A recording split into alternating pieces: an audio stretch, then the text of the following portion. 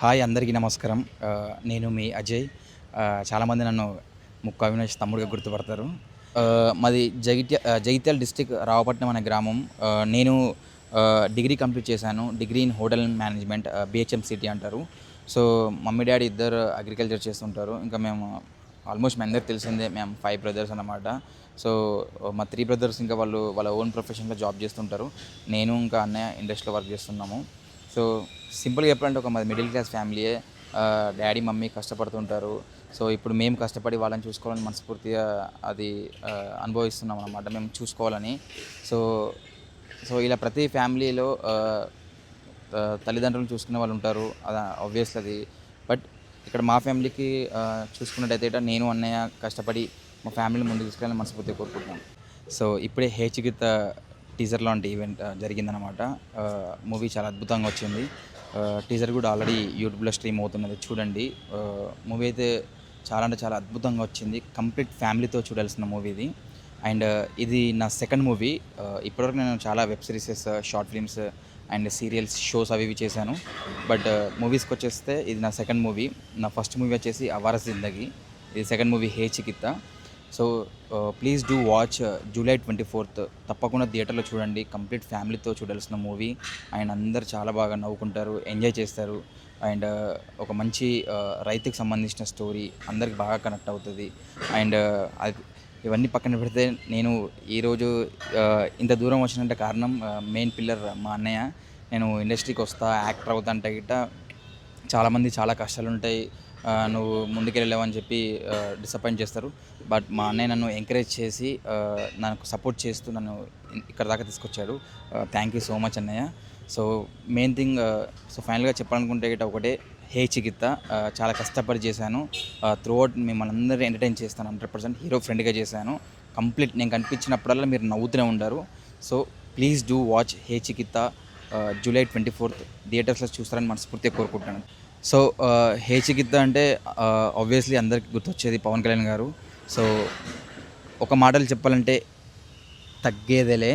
So Pawan Kalyan గారి cinema పైన కానీ, పవన్ కళ్యాణ్ గారి పాట పైన కానీ మేము టైటిల్ పెట్టుకున్నాము. సో 100% మేము ఆల్మోస్ట్ మేము హిట్ కొట్టేసాము. సో ఇంకా సినిమా కూడా ఆల్మోస్ట్ పవన్ కళ్యాణ్ గారు బయట ఎలా సోషల్ సర్వీస్ చేస్తారో ఏందనేది మీ అందరికి తెలిసిందే. సో పవన్ కళ్యాణ్ గారు కూడా సో రైతులను ఇష్టపడతాడు, ఆ వ్యవసాయం కూడా ఇష్టపడతాడు. సో మేము కూడా ఒక ఫార్మర్కి సంబంధించిన స్టోరీ తీసాము. సో 100% మీకు నచ్చుతుంది, మీరు 100% మీరు ఎంజాయ్ చేస్తారు.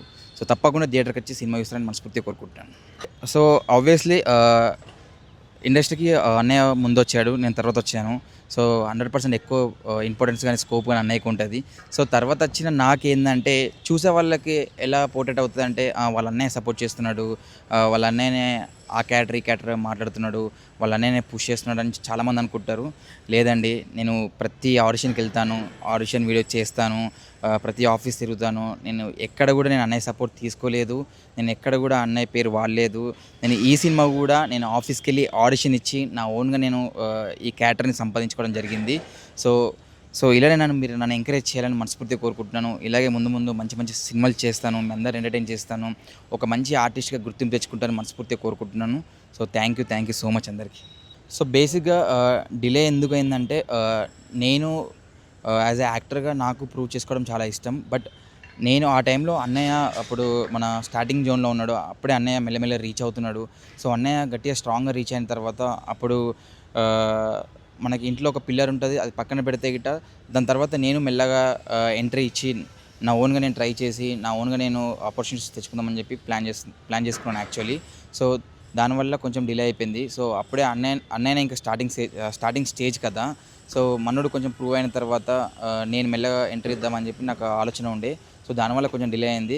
బట్ ఆ దేవుడి దయ వల్ల అదృష్టం బాగుంది, నాకు మంచి మంచి సినిమాలు వస్తున్నాయి, నేను చేస్తున్నాను.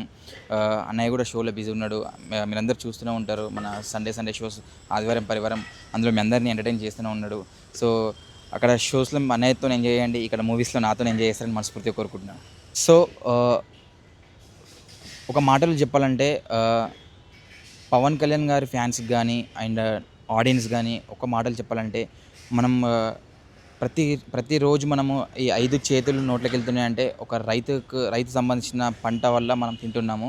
సో ఆ రైతుకి సంబంధించిన కథ ఇది.